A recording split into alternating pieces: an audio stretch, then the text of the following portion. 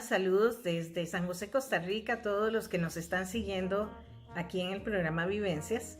Sabemos que hoy va a ser una oportunidad excelente para sentir un gran reto, el cual trae Loida Fernández desde Santa Eugenia de Ribeira, en Galicia, España, quien nos va a compartir su experiencia de vida, muchas de las etapas que ha tenido que atravesar y muchos de los aprendizajes que han redundado en una vida de servicio a la comunidad, al prójimo y una gran satisfacción para sí misma. ¿Qué les parece si escuchamos y conocemos la historia de Loida Fernández?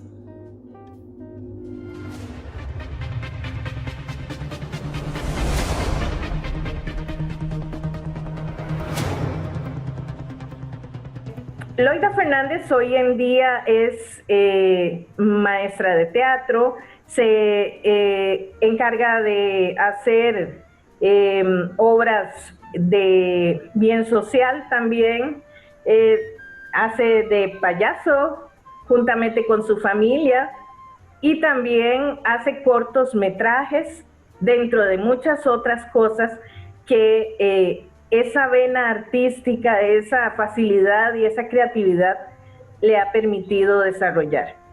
Queremos conocer, Loida, hoy un poco de tu niñez, tu adolescencia. ¿Cómo era el entorno familiar en el que naciste allá en la costa gallega? Pues nací en el seno de una familia cristiana evangélica, en Ribeira, aquí en este pueblo, y soy la única mujer de 5 hermanos, los otros 4 son varones, y creo que lo que puedo destacar de mi infancia es sobre todo que he recibido una enseñanza cristiana con muy buena moral, muy buena ética, buenos valores, y eso ha aportado mucho a mi vida. Sí. Por otra parte, hay algunas cosas en particular de la zona para situarte.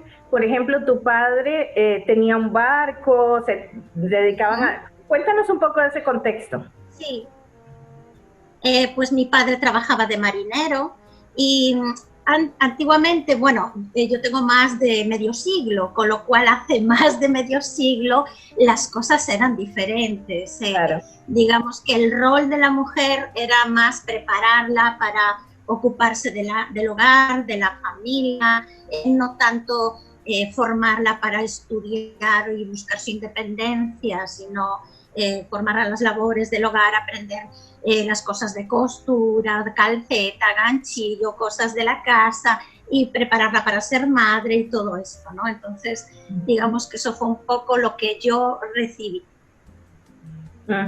Y en tu contexto inmediato, también en esa crianza de valores y de, digamos, de un corte evangélico, recibiste una base porque eres la tercera generación de los cristianos evangélicos en la zona, ¿verdad? Sí, así es. Ya tanto por parte de mi padre como por parte de mi madre, mis abuelos, incluso mis bisabuelos ya habían conocido el Evangelio, y entonces yo digamos que soy como de la tercera generación de cristianos evangélicos de esta localidad, sí. Sí, las cosas cambiaron mucho también en este sentido, porque antiguamente cuando empezó el Evangelio en esta zona, pues digamos que no fue muy bien recibido, la gente pensaba que era algo malo, se cuenta que incluso iban a mirar por las ventanas de la iglesia porque decían que si les salían rabos y cuernos y cosas así, la gente pensaba cosas extrañísimas, incluso cuentan de los principios que sufrieron alguna persecución, que la gente les tiraba piedras al salir de la iglesia y cosas así. Bueno, yo ya en mi época no sufrí eso. Hombre, no tuve persecución ni nada de eso, pero sí es verdad que todavía al ser minoría, pues en los colegios pues te llamaban ¡ay, la protestante! Y estas cosas, ¿no? Pero más bien yo creo que nosotros mismos nos vivíamos como en un círculo bastante cerrado. entonces eso te excluía de participar en muchas cosas porque se consideraba que o eran del mundo, eran paganas o tal, entonces digamos que en ese sentido estamos un poquito reprimidas, sobre todo las mujeres que no tenían un rol importante. Claro, y es que fueron misioneros ingleses, ¿verdad? Los que introdujeron el evangelio ahí en la costa. Entonces, la formación era muy conservadora y tradicional, ¿verdad? Sí, eso, sobre todo eso, tradicional, diría yo la palabra exacta. Era una formación muy tradicional, sí. Así es. Durante tu niñez hay dos recuerdos especiales que conservas con mucho cariño en tu mente, ¿verdad? Y uno fue un regalo de Navidad, ya nos vas a contar, y otro fue algo especial que ocurrió con un misionero, lo cual ha marcado tu vida y hasta el día de hoy ha marcado una pauta, diría yo, más que nada para lo que actualmente haces. Cuéntanos esos dos recuerdos. Pues sí, digamos que artísticamente las oportunidades eran muy limitadas, no tenía oportunidad ni de ver porque no teníamos ni televisión cuando éramos pequeños y tal, pero sí artísticamente algo se despertó en mí cuando vino un misionero a un campamento cristiano en Castiñeiras, al lado de la localidad donde vivimos, y utilizaba marionetas, se llamaba Thomas Skipper, era americano, creo que de Texas, y él traía una marioneta, bueno, le llamamos marioneta, creo que vosotros le llamáis títeres, estos de mano, que se llamaba Cleto, y entonces él daba la enseñanza a través de Cleto. Para todos nosotros Cleto era un personaje vivo y real, y a mí eso me impactó, me quedó ahí, y me quedaron tan y tan grabadas todas las cosas que recibí, que a día de hoy todavía utilizo sus guiones, incluso las canciones que aprendí con este hombre, con Thomas Skipper. Y otra cosa que desarrolló, que incentivó mi creatividad, fue que mi madre me regaló en una Navidad solo era una libreta en blanco con un bolígrafo, pero ella escribió en la portada mis poesías. Y a mí aquello me pareció como un libro que yo iba a publicar con mis poesías y me pareció algo precioso y llené esa libreta escribiendo y transmitiendo todos mis sentimientos a través de los poemas. Qué lindo, porque en medio de esa crianza tan conservadora necesitaba dentro del mundo de sueños que empezabas a vivir, Loida, porque eso es algo que te caracteriza, tenías que canalizar aquello que traías dentro, y fue por medio de la poesía. ¿Y llegaste a leer esas poesías en alguna parte? ¿Cómo transmitiste eso? Bueno, pues mira, cuando ya estaba en el colegio, como en octavo curso, la directora del colegio al que yo iba, que se llamaba Colegio Bayón, la directora doña Lola empezó a enseñarnos literatura y a mí me fascinaba la literatura porque era cuando empezamos a aprender sobre la poesía. Entonces ella nos retó un día a quién quería hacer una declamación poética, a quién quería recitar una poesía, y yo me atreví. Era una poesía preciosa, la elegía Ramos Sige, y entonces yo la empecé a leer pues como hacemos los niños normalmente, con el toniquete, y ella me dijo, no, la poesía hay que sentirla, hay que vivirla. Y entonces empecé a leerla con tanta emoción que se me caían las lágrimas, sí.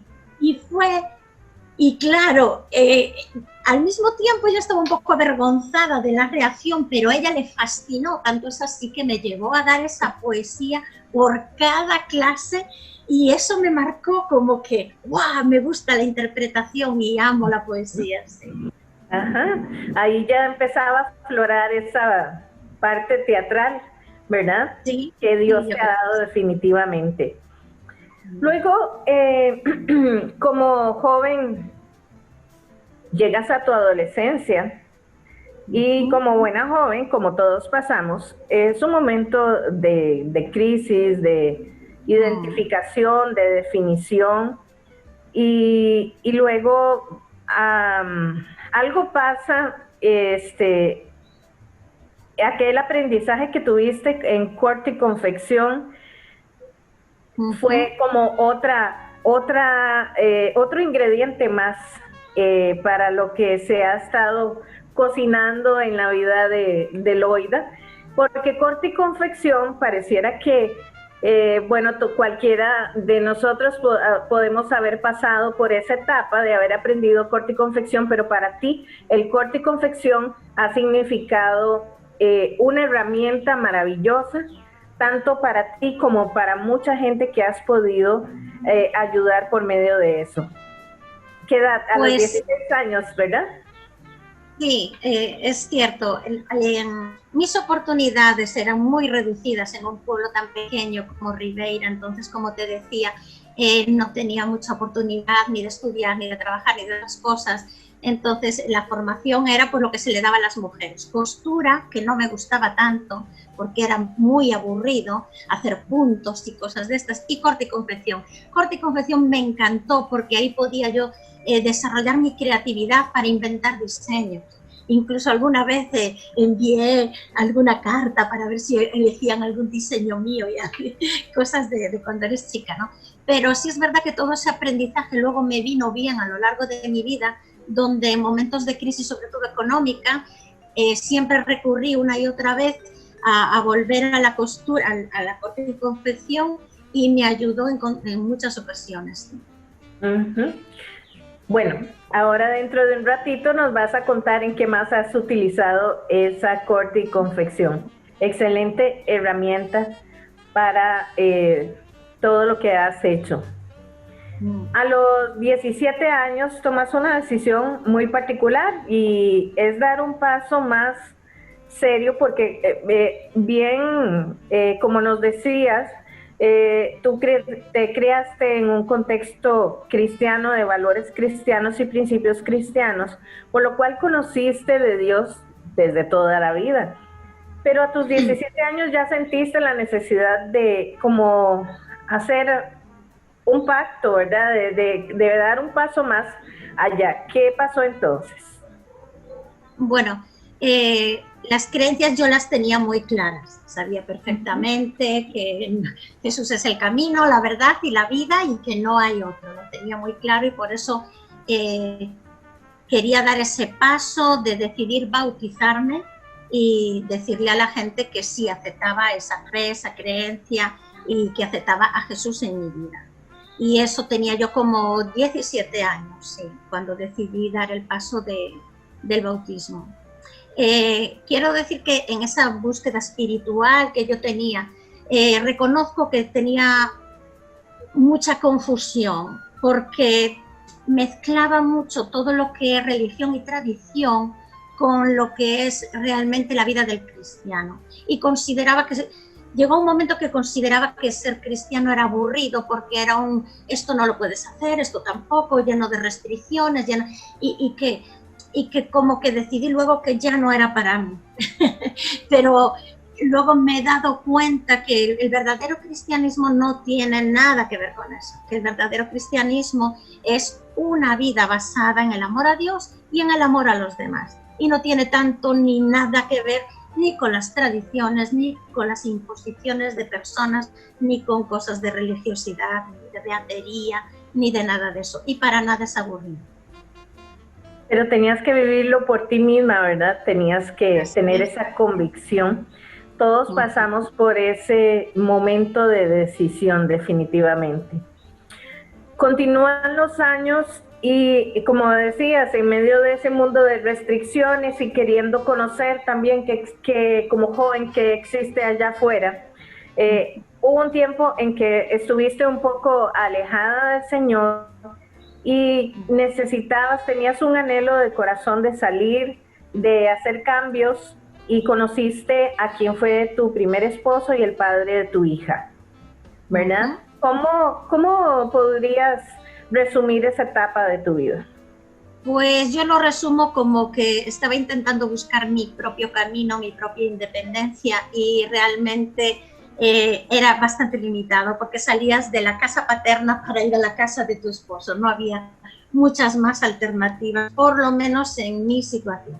Entonces tomé la decisión de casarme y tuvimos una hija y estuve 10 años casado y tuvo sus cosas buenas, pero realmente sé que no fue la decisión quizás más acertada, y esto también me trajo pues muchas consecuencias que luego pues uno paga en la vida cuando no toma las decisiones correctas o cuando no eliges a la persona adecuada, pero me quedo siempre con lo bueno, porque todo forma parte de la vida.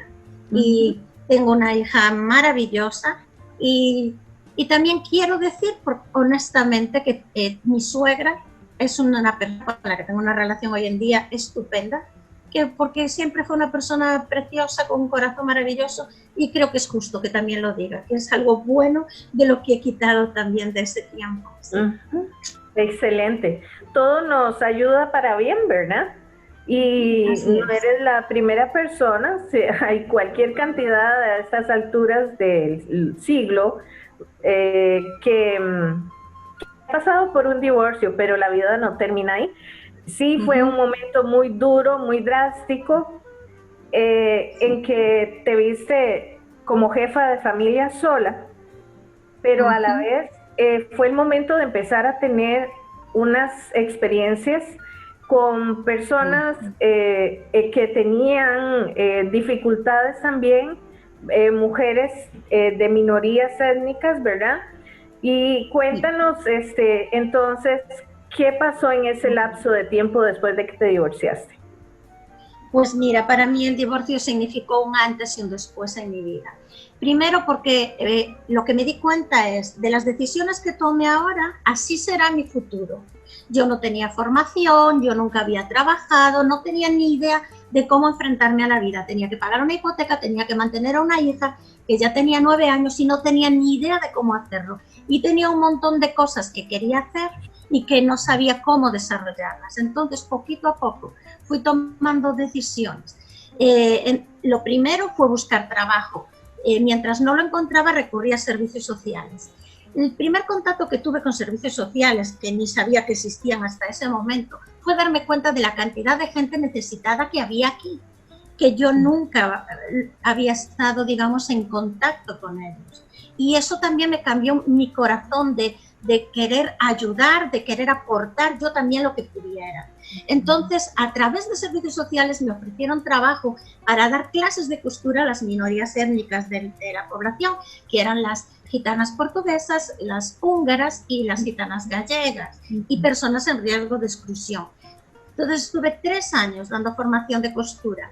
Fue algo más que formación de costura, porque utilizaba también la misma formación que estaba adquiriendo en ese momento, que me apunté a clases de teatro por primera vez en mi vida con 30 años, para poder realizar actividades artísticas con ellas, como era pues desfiles, muestras culturales, dando a conocer su cultura, su lengua, sus tradiciones y todo eso.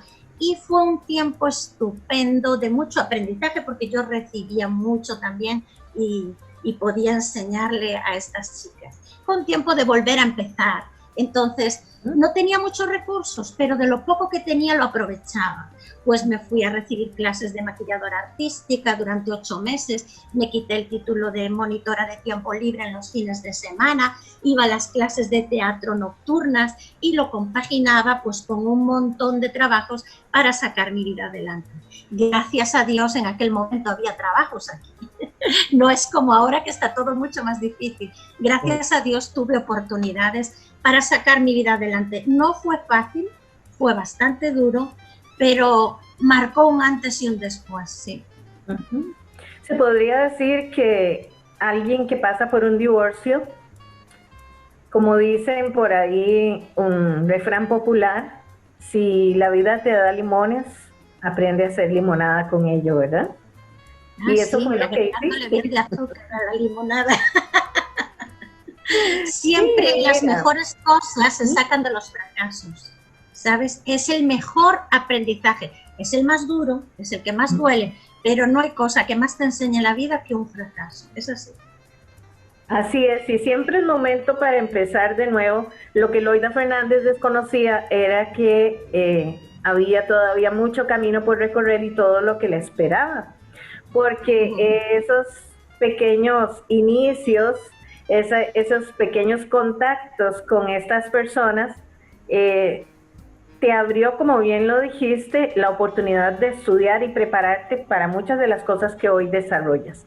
Ya casi vamos llegando ahí, pero hay dos eventos que ocurrieron en tu familia, muy dolorosos, muy inesperados, que le dieron un vuelco, pero a la vez esa situación negativa fue lo que fortaleció espiritualmente a ti y a toda tu familia. Vino la enfermedad de Benjamín y de Tito, tus hermanos. Y bueno, cuéntanos de qué se trata. Vamos a tener en otro programa a Tito contándonos en detalle su experiencia. Pero Benjamín, ¿por qué Benjamín era tan especial para ti, Loida? El día que yo cumplí 6 años, nació mi hermano Benjamín, ese día. Yo no estoy segura si fue ese día o el día antes o después. A mí siempre me contaron que fue ese día, aunque ahora mirando los datos en el carnet hay un día de diferencia. Bueno, el caso es que a mí me dijeron, ha nacido tu hermano y es tu regalo, porque mi madre me había dicho que ese año me iba a hacer un regalo muy especial. Entonces puso el bebé en mis brazos y me dijo, este es tu regalo, ponle el nombre. Y me habían regalado un estuche de la señorita Pepis que decía, champú Benjamín. Entonces yo dije, le llamo Benjamín. Él siempre estuvo muy agradecido que el champú no se llamase Raíces y Puntas, otra cosa, porque sabrá el nombre que le había puesto. Y entonces, como una especie de juego, mi mamá puso la cuna en mi habitación, porque era mi regalo. Y yo me lo creía que era como mi regalo, y tuve una relación con él muy bonita. Benjamín siempre fue muy especial para mí. Cuando ya tenía yo como 20 y tantos años, siempre veía que Benjamín estaba enfermo, continuamente se tenía que hospitalizar. Y yo decía, ¿pero qué le pasa? No lo entiendo, ¿pero por qué ingresó esta vez? Y había algo que la familia no me contaba. Él había pedido que no me lo contase. Bueno, antes había mucho de ocultar las cosas y tal. Y es porque era una enfermedad que en aquellos tiempos estaba muy mal considerada. Y es que él fue contagiado de VIH y de hepatitis. Mis hermanos Tito y Benjamín nacieron con una enfermedad que se llama hemofilia. La hemofilia es que te falta el factor 8 que está en la sangre y que es el factor de la coagulación. ¿Qué quiere decir? Que si te cortas te puedes tener una hemorragia, que si te operan necesitas transfusiones porque si no puedes morirte de una hemorragia. Entonces mi hermano Benjamín le operaron en Madrid y en una transfusión le contagiaron de VIH y de hepatitis, y años después a mi hermano Tito en el Juan Canalejo aquí en Coruña le pasó exactamente lo mismo. Para mí fue un shock tan grande. Tener SIDA en aquel momento, digamos que es como ahora tener un coronavirus de que no puedes respirar y que sabes que el pronóstico puede ser muy grave. Que entonces, pero con lo peor, el agravante social. En aquel momento, estaban quitando a niños de colegios porque se habían enterado que un niño tenía VIH, o negocios que tenían que cerrar, porque era como algo tabú, que se consideraba de drogaditos, de homosexuales, de que te iban a infectar, que si era como ahora estamos viviendo el coronavirus, que es tan desconocido en tantas cosas, pues en aquel momento era tan desconocido y la gente tenía tanto miedo sabiendo que era una enfermedad mortal, que era incluso socialmente producía un rechazo tremendo. Para mí fue un shock muy grande, sí. Benjamín murió ¿cuántos años después? Benjamín murió con 26 años, convivió muchos años con la enfermedad y de hecho desde el día que le dijeron que le quedaban unos meses de vida hasta el día que murió pasaron 5 años. Cuando yo me enteré fue un shock tremendo y tuve como una vuelta a la fe, porque necesitaba más que nunca respuestas para la vida y para la muerte. Porque todos sabemos que algún día vamos a morir, pero a saber cuándo es y lo lejos que te queda, lo ves como algo ajeno y lejano. Pero yo tenía una persona que amaba muchísimo y yo necesitaba tener las respuestas claras. Y eso me hizo volverme a Dios con todo mi corazón. necesitaba un encuentro con mi Padre Celestial, saber que todo estaba bajo su control, y eso sí supuso también espiritualmente un paso adelante en la fe. Y un tiempo de fortalecimiento espiritual para toda la familia, ¿verdad? De buscar y buscar y buscar la respuesta de Dios, que a él le plació llevarse a Benjamín, ¿verdad? Para que no sufriera más.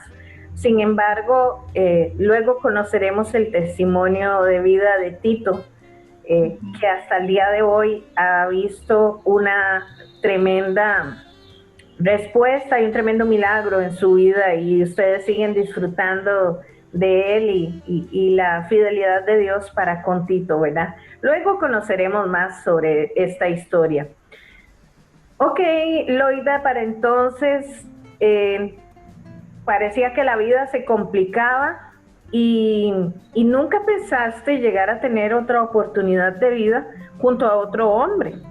Pero en medio de ese involucrarte y servir a tanta gente, con ese corazón tan solidario, ese corazón solidario te llevó a conocer a Salvador. ¿Quién es Salvador? ¿Cómo fue eso? Y entonces tuviste que tomar decisiones porque no se pudieron quedar en Ribeira. Cuéntanos esa etapa en que vino Salvador a tu vida. Bueno, no el pues Salvador, mira, sino tu Salvador. Yo ya llevaba 5 años divorciada. Estaba llevando pues 3 grupos de teatro en la Asociación de Amas de Casa de Puebla, que ese teatro todavía hoy sigue funcionando y actuando, el Teatro Bradomín, que me hace sentir tan orgullosa porque sigue prácticamente con las mismas personas. Eso fue maravilloso, ¿no? Bueno, pues en esos 5 años donde estuve pues formándome, estudiando lo que podía y trabajando en todo lo que podía, pues digamos que tenía un corazón también de querer ayudar a los que también pasaban situaciones, ¿sabes?, como la mía. En aquel momento fue cuando empezaron los chats de internet, y había un chat que se llamaba ONG, donde personas altruistas como yo buscábamos cómo ayudar. Allí había gente del Teléfono de la Esperanza, allí conocí a Salva, que él estaba en aquel momento de voluntario en Greenpeace, yo estaba también de voluntaria de servicios sociales, y nos juntábamos gente, digamos, con el mismo interés de ayudar a los demás. Y después de estar meses y meses y meses chateando, decidimos hacer una quedada en Madrid, y allí nos conocimos. Bueno, en realidad nos conocimos personalmente, aunque ya nos habíamos dado antes los teléfonos y ya teníamos, digamos, una relación telefónica, pero en persona nos conocimos en Madrid. Y ahí, bueno, pues digamos que hubo feeling. Muy bien, y se conocieron y el asunto no terminó ahí, sino que terminó en matrimonio, porque Salva entonces fue a Galicia, pidió tu mano formalmente, ¿y qué pasó más? Cuéntanos. Bueno, yo ya sabía lo que era tener un fracaso, yo no quería volver a hacer las cosas mal. Yo necesitaba un hombre de Dios a mi lado, ya sabía lo que era tener una persona que compartía, digamos, los mismos criterios en la vida, entonces no quería volver a meter la pata en esto. Entonces fue muy importante para mí cuando Salva conoció a Dios, cuando él empezó una relación con Jesús y decidió bautizarse y quería casarse conmigo, y teníamos también el... Sí, dime. Permíteme nada más para preguntarte algo en medio, porque Salvador, cuando ustedes se conocieron, no sé cómo estaba su fe de aquel entonces, pero fue contigo que él tomó una decisión de empezar a buscar más de Dios. Tú te fuiste para Galicia y él se quedó en Madrid por cuenta propia buscando. Esa parte es importante porque al caer en lo que tú dices, tú esperabas un hombre que compartiera 100% todas las cosas contigo. ¿Cómo fue ese proceso en Salvador también? Pues él siempre tuvo inquietudes espirituales, y de hecho él ya desde joven estaba metido en cosas de retiros espirituales y de cosas así siempre tuvo muchas inquietudes. Y cuando le llevé, me acompañó en Madrid a una iglesia y escuchó el Evangelio por primera vez, él dijo, esto es lo que llevo toda mi vida buscando. Entonces empezó a leer la Biblia y era muy curioso porque cada versículo que yo conocía de niña y de memoria y que prácticamente no me decía gran cosa, él lo descubría y me lo compartía como si fuera un gran tesoro y me chocaba tanto que decía, madre mía, porque para él fue un descubrimiento, el descubrir la palabra y empezar ese proceso de crecimiento espiritual.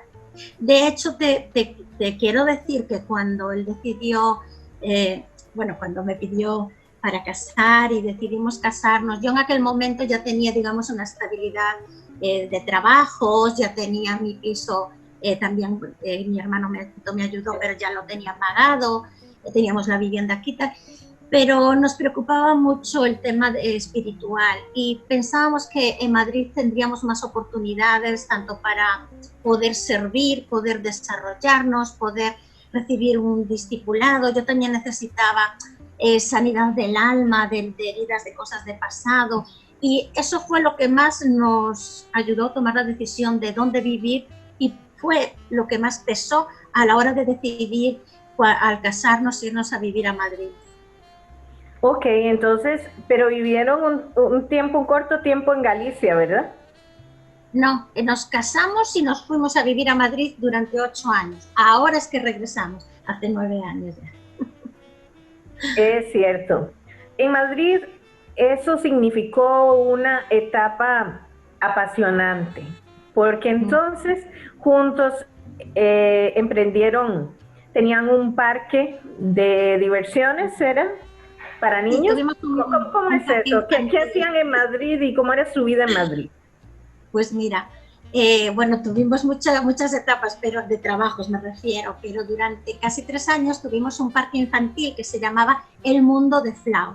Y en ese parque infantil, además de celebrar los cumpleaños y jugar en las bolas y en esto todo de las cosas de juegos y darles la merienda, luego yo tenía un tiempo donde hacía con los niños cuentacuentos y títeres.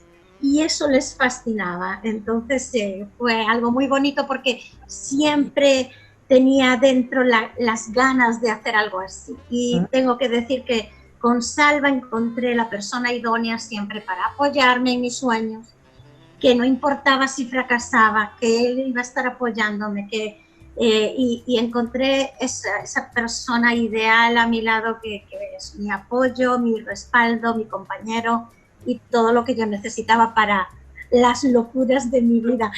Por ejemplo, al poco tiempo de llegar a Madrid, estábamos actuando los dos de payasos en el Juan Carlos I. Y él para nada lo suyo es la actividad artística, porque tiene un carácter muy diferente del mío, él es más bien introvertido. Pero es la persona más valiente que conozco, porque por apoyarme a mí hace lo que sea.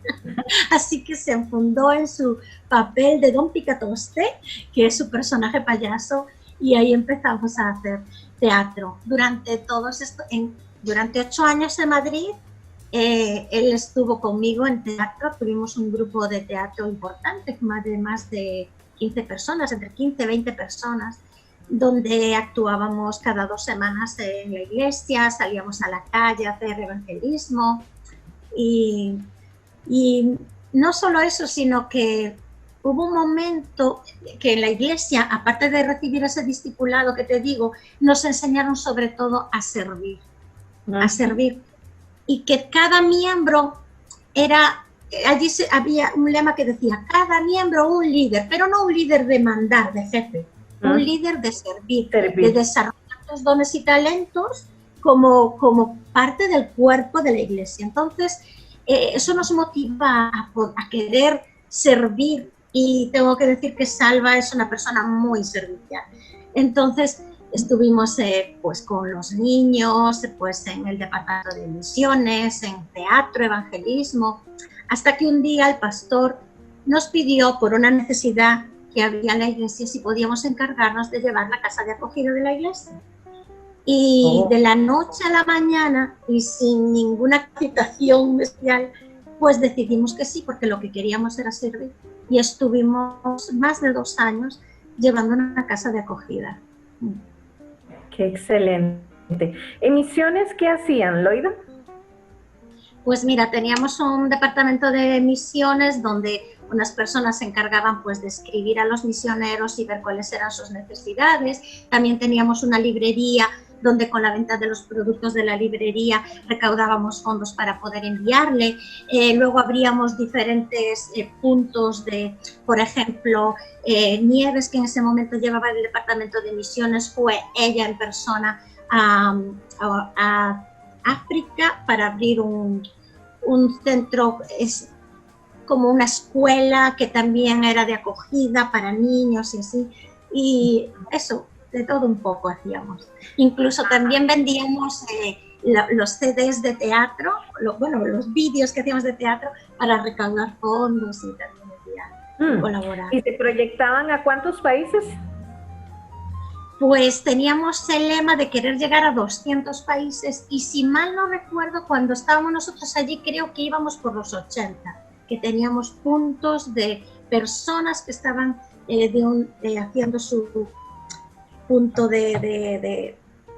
no sé cómo es. Eso, un punto de misión. Sí. Y la iglesia cuando ustedes llegaron no era tan grande como cuando ya la dejaron, ¿verdad? No, mira, nosotros tuvimos el gran privilegio, porque fue una bendición maravillosa, fueron unos años estupendísimos, de llegar a una iglesia donde éramos poco más de 50 miembros, se llamaba Nueva Vida, en la calle Argós, y que tenían una presencia del Espíritu en cada reunión. Yo no lo puedo decir de otra manera, era algo muy especial, y cada vez que se predicaba la palabra había una unción, la gente se arrepentía de sus pecados, la gente era transformada, las personas llegaban y doblaban sus rodillas y se entregaban a Cristo. Yo nunca había visto algo así en la vida. También tengo que decir que el 90% de la gente de la iglesia era latinoamericana, que yo creo que tienen un corazón como más abierto a la parte espiritual, aunque sí también hubo médicos que se convirtieron al Señor. Esta amiga mía Nieves, que fue monja de clausura 10 años y después estuvo así apartada y luego fue la que llevaba el departamento de misiones en nuestra iglesia. Cuando llegamos había poco más de 50 personas, cuando nos vinimos yo creo que pasaban como de las 3.000 personas. De hecho había que hacer 3 reuniones de culto en los domingos para que pudieran coger toda la gente en el local, por turnos. Sí. Impresionante. Para ese entonces era un pastor venezolano, ¿verdad? El que estaba. Sí, Tomás Santa Marta, sí. Fue una bendición todo lo que aprendí. En España eso no es muy usual verlo. Se ve más en las ciudades, ¿verdad? Principales como Madrid, Barcelona, Sevilla. Pero cuesta mucho, no es así en los pueblos, ¿verdad? Sí, es diferente, la verdad que sí. Pero ¿sabes lo que tiene de bueno? Que todo eso que recibimos allí, cuando estábamos en Madrid, yo decía, ay, cómo me gustaría poder compartir esto con la gente que amo de mi pueblo, con mi familia, con mis amigos, cómo me gustaría que pudieran ver esto, que pudieran vivir esto. Que era algo tan desconocido para mí y que tanto me había bendecido. Y ¿sabes lo bueno de todo? Que de alguna manera pudimos aplicar parte de lo que aprendimos cuando llegamos aquí. Exactamente, porque si llega el momento de regresar a Galicia, no sé qué les hizo regresar, pero era el tiempo de Dios para hacerlo y empezar una nueva etapa, ¿verdad? Pues mira, yo solo tengo una explicación, que a veces las puertas se cierran y luego Dios las abre por otro lado. Yo creo que también es Dios quien marca los tiempos. Y sí fue porque de repente empezamos a tener problemas de encontrar trabajo allí, las cosas ya habían cambiado. Venimos aquí en un verano y le preguntábamos a Dios, Señor, si tú quieres que regresemos aquí, dínoslo claramente, porque yo estoy feliz en Madrid, no tengo ganas de regresar. Y cuando venimos de vacaciones a Galicia, entendimos que Dios nos lo confirmaba. Primero porque mi familia, mi madre específicamente me dijo, te necesitamos, yo estoy en silla de ruedas, necesito ayuda. Tu hermano Tito va a necesitar un trasplante pronto, necesitamos ayuda. Nos importaba mucho la iglesia, no quería volver a una iglesia tradicional y religiosa. después de todo lo que habíamos recibido. Claro. ¿Y cuál es nuestra sorpresa cuando llegamos y encontramos un pastor con una unción del Señor que hablaba el mismo idioma que nosotros y con la misma pasión? Y nos presentamos a él y nos dijo que estaría encantado de que pudiésemos trabajar con él y colaborar con él, y eso era lo que más anhelábamos. Claro. Mi familia también nos ofreció trabajo, su negocio, y entonces fue el momento de regresar. No, tengo que decir que tuve que necesitar una readaptación otra vez después de 8 años a la cultura gallega, porque ya mi cabeza y muchas cosas ya habían cambiado. Sí. Eso nos pasa siempre cuando vivimos fuera de nuestro contexto, aún de provincia a provincia. Yo estuve 12 años fuera también, bueno, no solo cuando estuve en España, sino después me tocó vivir en zona regional, ¿verdad? Y es sumamente diferente. Y cuando uno vuelve a la ciudad, es toda una readaptación. En tu caso, volvías a tu pueblo natal, Santa Eugenia de Ribeira.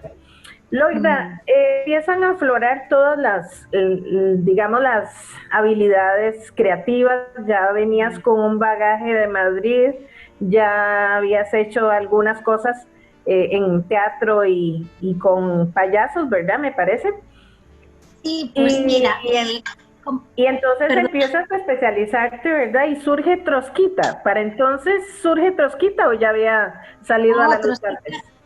Trosquita surgió mucho antes. Mira, Trosquita es mi personaje, digamos, como, vamos a llamarle payaso, luego te explico un poco mejor. Surgió porque cuando yo todavía estaba casada, en mi primer matrimonio, vino una misionera aquí a Galicia, Ribeira, que se llamaba Delma, que tenía un ministerio infantil. Y algo pasó, yo no recuerdo exactamente qué, pero algo pasó que sus trajes quedaron en una aduana o algo así, y que la gente que le iba a acompañar, algo pasó que no pudo llegar. Ya estaban los carteles anunciados para su espectáculo al día siguiente, y entonces nos pidió ayuda. Y entonces fue una cosa súper improvisada, porque yo en esa misma noche, con las telas que tenía en casa, me hice el traje. No tenía recursos ni de pintura ni de nada, hice la peluca con lanas, me puse unos zapatos enormes con lazos, y así como pudimos con lo que teníamos, hicimos un pequeño espectáculo. Y yo, en el momento que me subí a ese escenario, yo supe que aquello era lo mío. Por supuesto, no tenía oportunidades, ni referencias, ni nada aquí en Galicia. Entonces, cuando empecé en teatro, después de mi divorcio, lo primero que le dije a mi profesor de teatro es: yo quiero aprender a ser clown, aprender a ser payaso. Y entonces él me dijo: bueno, prepara una actuación, hazla y yo te diré. Y así lo hice, y él me dijo: hoy puedes empezar a trabajar y a cobrar. Y a día de hoy, pues llevo 24 años haciendo este personaje que se llama Trosquita.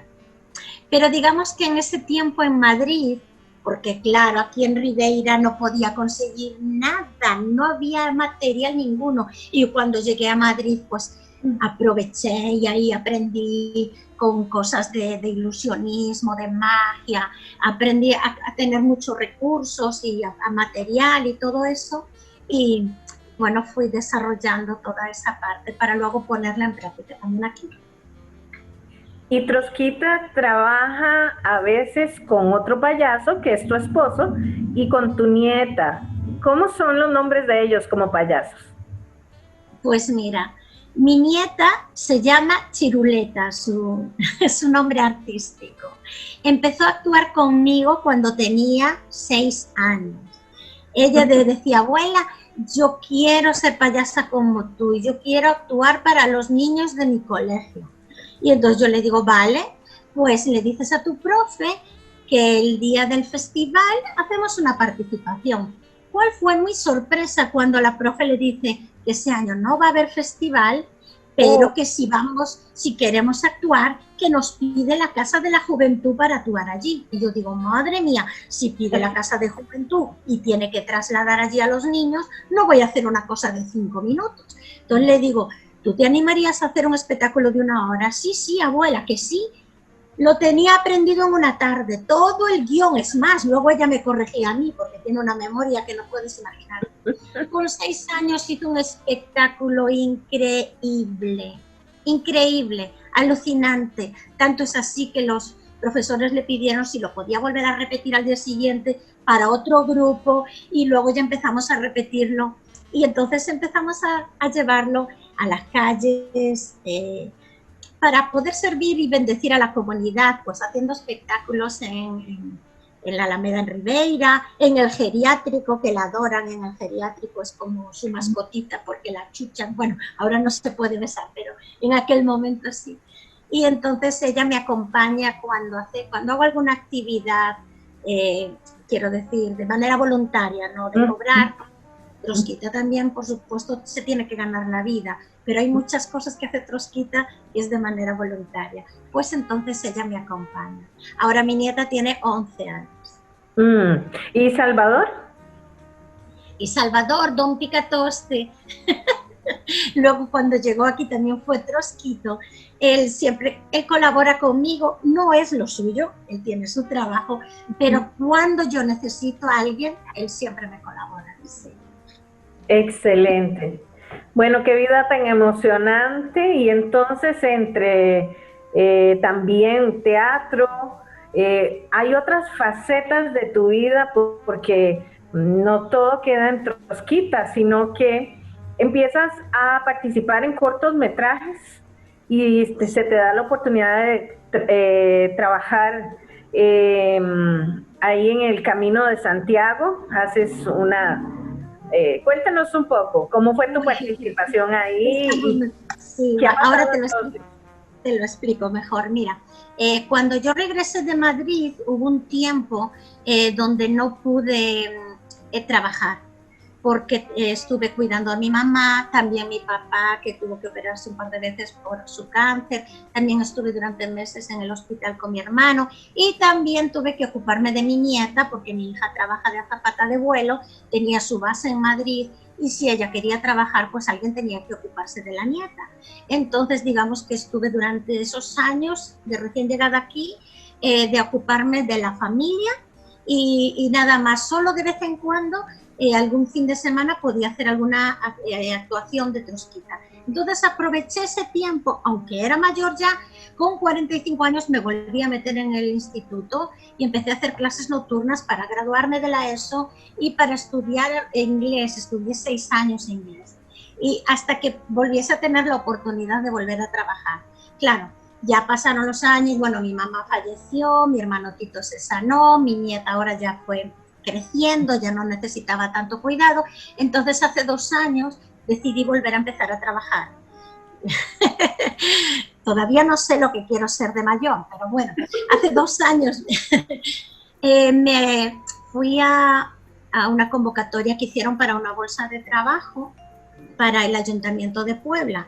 Entonces aprobé y me pusieron en una lista de empleo y durante estos años lo que estuve trabajando fue pues de cuentacuentos, en igualdad, aparte de eso llevaba una ludoteca que se llamaba Pequetroula y empecé a dar clases de teatro otra vez. Entonces empecé a fundar talleres de teatro para niños y como se me juntaron tanto, pues hice 4 grupos, aunque tenía 2 grupos donde tenía 30 niños en cada grupo, un montón, una afición tremenda y con un resultado estupendo, porque aquí hay mucho artista y hay solo tienes que incentivar un poquito y motivar y puedes crear tantas cosas y hacer maravillas. Entonces, estos grupos participaron en la muestra de teatro infantil de aquí y hubo un grupito que destaca de su nivel de interpretación. Entonces hay un concurso que le llaman Alberto Romero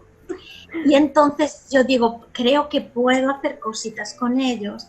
Entonces, digamos que yo soy como la monitora que los dirige, recojo sus ideas, las ordeno para hacer un guión y de ahí pues empecé a hacer en el mundo de audiovisual que yo no conocía, pero para nada. Es más, les sugerí a los niños, vámonos todos a clase. Y se me apuntaron todos, nos fuimos 30, Yo con todos mis niños llenamos el curso entero y nos fuimos a tomar clases de audiovisuales. ¿Cuál es mi sorpresa? Cuando hay 4 premios, ¿sí? Para las personas con minusvalía psíquica, creo que se dice, ¿no? Los que van por libre, primaria y secundaria. Bueno, pues ganamos los de primaria y de secundaria. Fue alucinante. Esto fue el año pasado, ¿verdad? Con los jóvenes de la zona del Barbanza. Esto fue el año pasado. Yo conocía la asociación esta porque el año anterior me habían pedido colaboración para llevar en directo, porque la gala se retransmite en directo por televisión aquí en Galicia y se dice los premios allí en el momento. Allí están invitados los finalistas. Y entonces yo me ocupé pues con mis marionetas de llevar en la parte de humor. Y ya el año pasado digo, pues ya no la voy a hacer yo. Voy a llevar a los niños que más destacan un poquito su habilidad de interpretación para hacer un sketch de humor. Y fue buenísimo, buenísimo. Fue genial. Y este año, pues ya estoy preparando, pero todavía no se puede decir nada, pero intentaremos presentar 3 trabajos con 3 grupos diferentes. Excelente. Entonces, así has incursionado en el cortometraje también, ya teniendo premios a nivel de la zona del Barbanza.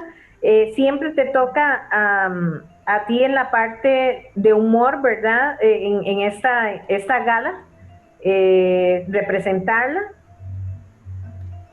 Bueno, ella hace 2 años me lo propusieron y lo acepté. Y sí, me gusta colaborar me asignan el apartado de humor para el director, sí. Excelente. Loida, ya tenemos que ir terminando y te quiero preguntar, con tantas y tantas experiencias que has tenido, nos falta una parte y es el tiempo de pandemia. Entonces, ¿cómo aquellas experiencias en corte y confección te han resuelto? Porque entonces has hecho durante todo este tiempo, aún antes de la pandemia, para tus obras de teatro, los trajes. ¿Cómo has utilizado todo este tiempo la parte de corte y confección y qué pasó en la pandemia? ¿Cuál fue el último reto en estos meses? Pues mira, cada vez que tenía una crisis económica en la vida porque nos quedábamos sin trabajo tal, pues siempre buscaba recursos a través de la costura y entonces participábamos en como bazares artesanales que se van poniendo por localidades y ahí presentas tus confecciones y cosas, y así lo hice con punto de cruz y estas cosas, ¿no? Y cuando empezó lo de la pandemia, todos nos quedamos, porque todo fue de un día para otro, tú sabes, en todo el mundo, ¿verdad? Y yo solo quería ver cómo puedo ayudar. Entonces, lo primero que se me ocurrió es, vamos a confeccionar mascarillas, porque aquí en España hubo un desabastecimiento total, no había en las farmacias, no había en ningún sitio, todo estaba cerrado, pero había un montón de costureras aquí en Ribeira que querían participar, que se agruparon a través de WhatsApp y se llama Hilos Rojos. El alcalde consiguió el polipropileno, que es el tejido de TNT para poder confeccionar las mascarillas, y ahí se empezó. Yo ya estaba apuntada, pero dije, creo que puedo hacer algo, ya hay bastante gente para hacer esto, yo creo que puedo hacer algo diferente. Yo las mías las voy a hacer igual, pero las voy a vender. Y con lo recaudado vamos a ayudar, porque en la obra social en la que colaboramos mi marido y yo ya desde que llegamos de Madrid, que además nosotros somos los encargados de la parte del ropero y tal, se incrementó el número de usuarios debido a quedarse sin trabajo con todo esto. Entonces, bueno, entonces una parte de las ventas de las mascarillas fue para ahí y para ayudar a otras personas en necesidad.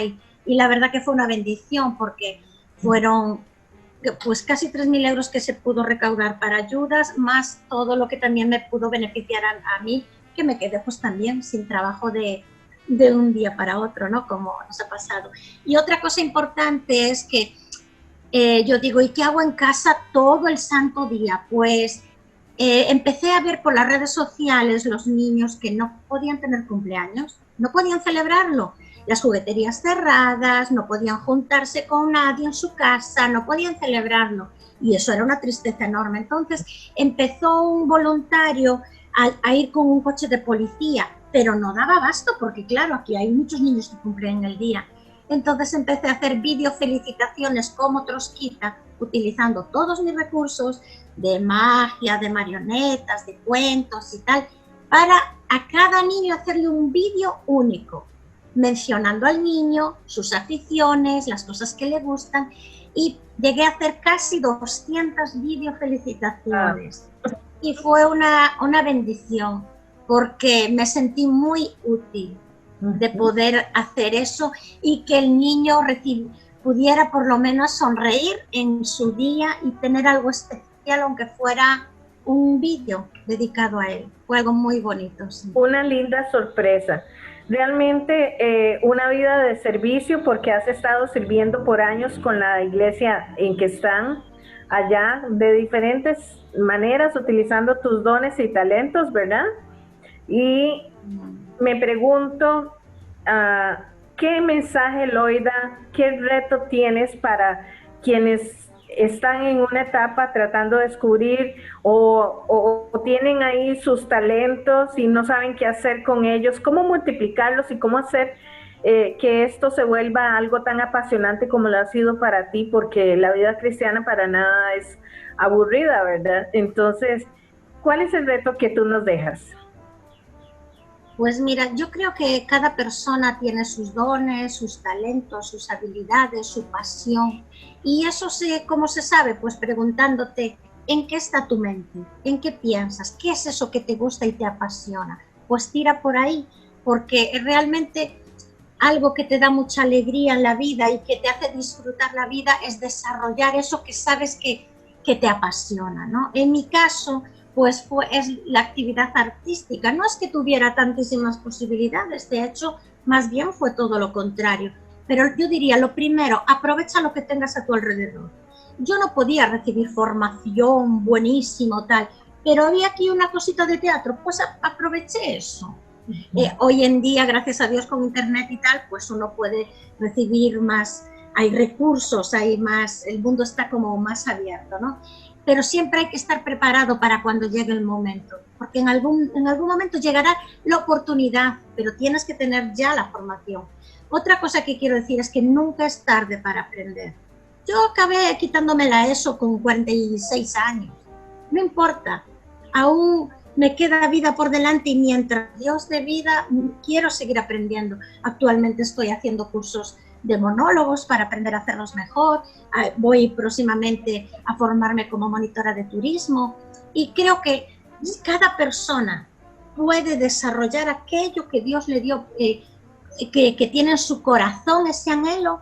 Siempre, todo lo que tú hoy decidas, el día de mañana puedes llegar a tenerlo, pero tienes que empezar a trabajarlo ya, no te va a venir a ti a la cama, tienes que poner de tu parte y luchar por ello. Y no dejes que nadie mate tu sueño, porque vas a encontrar gente que te dirá qué ridícula, qué tontería, déjate de estupideces. No lo van a entender, no pueden entenderlo, no es su pasión, es la tuya. Olvídate de eso, no pasa nada, quédate, eso ni lo recibas siquiera, quédate solo con lo bueno, tú puedes hacerlo. Todos somos personas influyentes, para bien o para mal. Todo depende de lo que tú decidas. Mira, gracias a Dios nosotros ahora estamos en una iglesia que tiene un lema precioso, que es servir a la comunidad.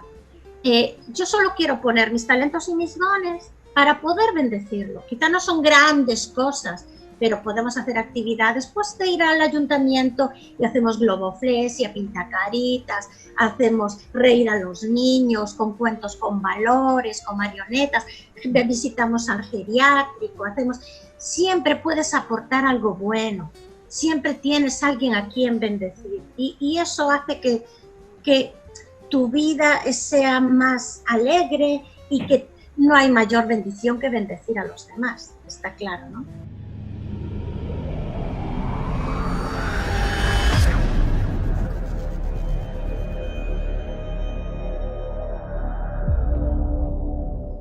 maravilloso todas las experiencias que Loida Fernández ha podido llevar a cabo.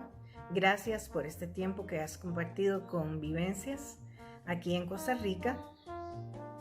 Y a todos ustedes que nos están acompañando, sé que ahora empezará un tiempo de análisis, de hacer un recuento de todos esos talentos, dones y los próximos pasos a seguir para incursionar en nuevas etapas en su vida. Quizás nos esperan nuevos aprendizajes, pero sé que hay mucho por vivir todavía. Así es que también les invito a que no se pierdan unas próximas vivencias que vamos a estar compartiendo, que también serán de mucho reto antes de finalizar este año 2020.